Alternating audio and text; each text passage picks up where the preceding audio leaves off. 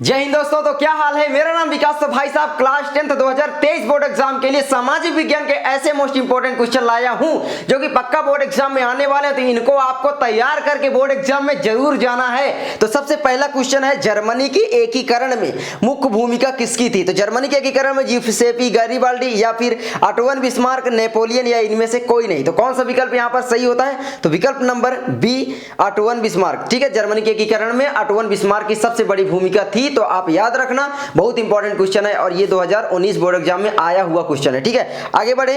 आगे है, बिस्मार्क ने किस नीति द्वारा जर्मनी के एकीकरण में सफलता पाई? तो बिस्मार्क ने उदारवादी नीति अपनाई या लोकतांत्रिक नीति या पृथक्करण नीति या लौह एवं रक्त नीति? तो कौन सी नीति थी? तो यहां पर विकल्प नंबर डी सही हो जाता है, लौह एवं रक्त नीति द्वारा। तो क्या आपको आता था? आप कमेंट जरूर करना, जो ना आए उसको भी कमेंट करना। आगे बढ़े। आगे है, विलियम प्रथम 1861 ईस्वी में कहां का शासक बना? प्रसा का बना या ऑस्ट्रिया का या सर्डिनिया का या इटली का? तो कहां का बना? तो ऑस्ट्रिया का शासक बना था। ठीक है, तो आप ये याद रखना, लिख लेना कहीं पर। आगे बढ़े। साइमन कमीशन का विरोध करते हुए निम्नलिखित में से कौन पुलिस की लाठियों से शहीद हुए? तो पुलिस की लाठियों से कौन शहीद हुए थे भाई? मोतीलाल नेहरू या लाला लाजपत राय या गोपाल कृष्ण गोखले या देशबंधु चित्तरंजन दास? तो यहां पर जो शहीद हुए थे लाला लाजपत राय जी पुलिस की लाठियों से शहीद हो गए थे साइमन कमीशन का विरोध करते हुए। ठीक है, साइमन कमीशन आप लोग पढ़ लेना, ये भी इंपॉर्टेंट है। आगे बढ़े। रॉलेट एक्ट किस वर्ष पारित हुआ था? तो रॉलेट एक्ट 1918 ईस्वी में पारित हुआ या 1919 में या 1920 में या 1921 में? तो कब पारित हुआ था रॉलेट एक्ट? आपने पढ़ा होगा 1919 ईस्वी में, यानी जलियांवाला बाग हत्याकांड भी 1919 ईस्वी में हुआ था। और वो क्यों हुआ था? क्योंकि इसका विरोध करने के लिए लोग वहां पर एकत्रित हुए थे और फिर क्या कि अंग्रेजों ने गोलियां चलवा दी। ठीक है, आप जानते होंगे। आगे बढ़े। आगे आता है, सविनय अवज्ञा आंदोलन महात्मा गांधी ने कितने अनुयायियों के साथ मिलकर आरंभ किया था या होना चाहिए? ठीक है, तो ये है आपका विकल्प नंबर ए 78 या 72 या 70 या 68। तो कौन होगा? तो यहाँ पर 78 वाला सही है। 78 अनुयायियों के साथ जो है सविनय अवज्ञा आंदोलन को गांधी जी ने प्रारंभ किया था। आगे बढ़े। आगे है, असहयोग आंदोलन का नेतृत्व किसने किया? तो असहयोग आंदोलन का नेतृत्व जवाहरलाल नेहरू या मोतीलाल नेहरू या लोकमान्य तिलक या महात्मा गांधी? तो असहयोग आंदोलन आपने पढ़ा होगा भाई, कौन किए? महात्मा गांधी। ये बिल्कुल सरल है और ये वेरी इंपॉर्टेंट है। इतने सरल क्वेश्चन ही आते हैं बोर्ड एग्जाम में, आपको बिल्कुल हलवा लगेगा, लेकिन बस थोड़ा डरते हो आप लोग सामाजिक विज्ञान से मोटी बुक देख करके, जो कि बिल्कुल नहीं डरना चाहिए। आगे बढ़े। विश्व में प्रथम मित्र राष्ट्र ने निम्न में से कौन सा देश शामिल नहीं था? तो प्रथम मित्र राष्ट्र में कौन देश शामिल नहीं था? ब्रिटेन, फ्रांस, रूस या जर्मनी? तो यहाँ पर जो जर्मनी है वो शामिल नहीं था। ठीक है, मैं बता दे रहा हूँ। आगे बढ़े। आगे है, औद्योगिक क्रांति किस देश से प्रारंभ हुई थी? तो औद्योगिक यहाँ पर लिखा है, मिसप्रिंट है। ठीक है, तो आप देख लेना, मतलब थोड़ा टाइपिंग में मिस्टेक है। तो औद्योगिक क्रांति किस देश से प्रारंभ हुई थी? तो अमेरिका से या रूस से या इंग्लैंड से या चीन से? तो कहाँ से हुई थी?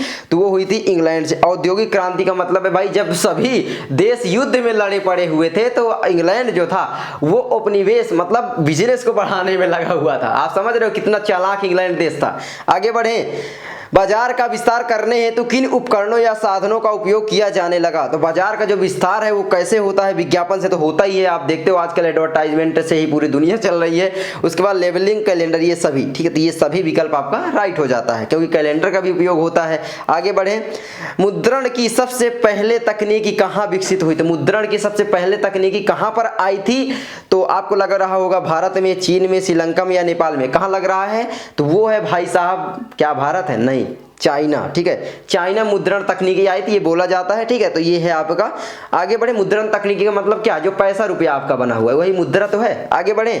आगे है, क्योंकि पहले लोग सामान की अदला बदली से ही वस्तुओं को खरीदते थे, लेकिन बाद में मुद्रण तकनीकी चालू हुई जिससे लोग पैसे देकर कोई भी चीज खरीद सकते थे, वरना किसी को कोई वस्तु की जरूरत नहीं तो बदलता ही नहीं था। आगे बढ़े।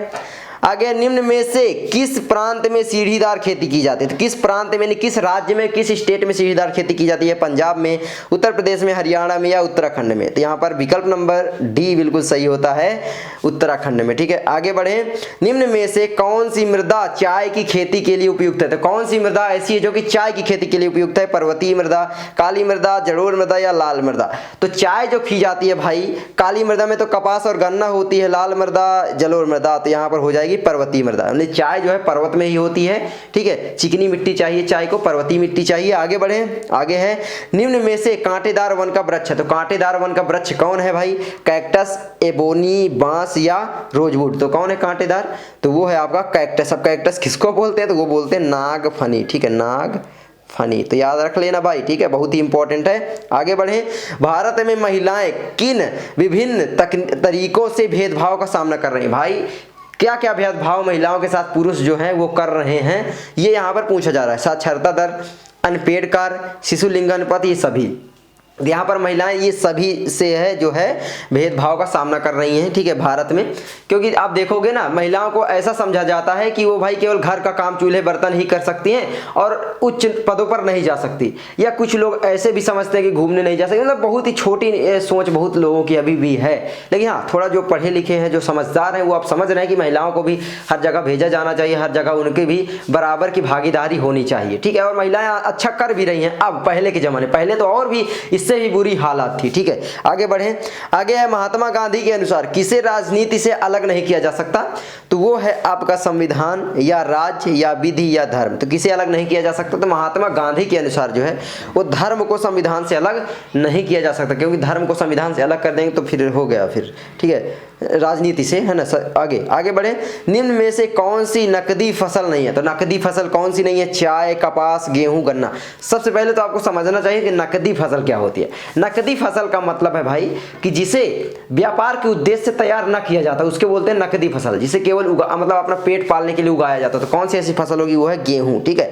गेहूं नकदी फसल है, क्योंकि चाय को लोग जो उगाते हैं वो बेचने के उद्देश्य से ही उगाते हैं। कपास भी आप जानते हो, यानी जूट, ठीक है। आगे गन्ना भी लोग, चीनी बनती है तो उसको भी बेचना यानी व्यापार ही है। तो गेहूं, क्योंकि गेहूं बहुत सारे लोग ऐसा बोलते हैं कि भाई मेरे खाने के लिए हो जाए, बहुत है। आगे बढ़े, आगे है नेपाल में लोकतंत्र की स्थापना हुई 2005 में, 2006 में, 2008 या 2015 में। तो नेपाल में लोकतंत्र की जो स्थापना हुई थी वो हुई थी 2006 ईस्वी में। विकल्प नंबर बी आपका सही होता है, ठीक है। आगे बढ़े, आगे निम्न में से कौन सा राजनीतिक दल राष्ट्रीय पार्टी नहीं है? तो कौन सा दल राजनीतिक पार्टी नहीं है?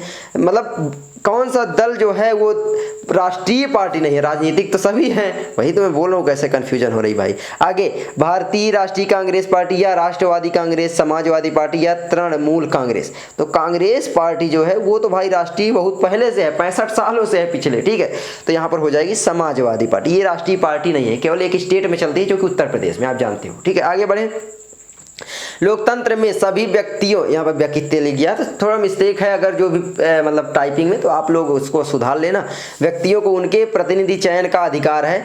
लोकतंत्र में व्यक्तियों को उनके प्रतिनिधि का अधिकार चयन है। असमान या समान या परिस्थिति तंत्र नहीं, यार परिस्थिति जन नहीं या इनमें से कोई नहीं। तो यहाँ पर समान, सभी को समान भागीदारी दी जाती है, चाहे वो बड़ा हो चाहे नीचा हो, कोई भी भेदभाव नहीं किया जाता, उसका एक वोट ही काउंट होता है ना। तो सभी को बराबर अधिकार है। आगे बढ़े, आगे आपका कितना 20 हो गए भाई, 20 हो गए।